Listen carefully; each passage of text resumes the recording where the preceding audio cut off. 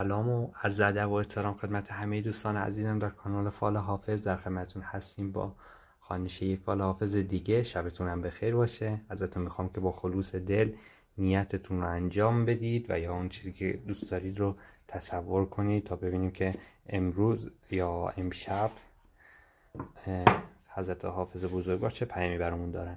ای حافظ شیرازی، تو کاشف هر رازی، ما در طلب یک فالیم، بر ما آشکار کن یک رازی.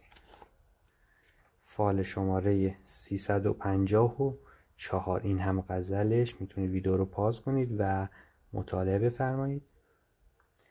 دوست گرامی و ای صاحب فال، صداقت و صمیمیت شما در دوستی قابل تقدیر است، اما اگر این صمیمیت و صفا به حس انتقام و مقابله به مثل تبدیل شده است، باید بگویم که اشتباه میکنید. هرچند تصور میکنید به شما کم لطفی شده است، اما رفتار بد را باید جواب ندهید. به زودی همه پی به ماهیت شما خواهند برد و همه مشکلات حل خواهد شد.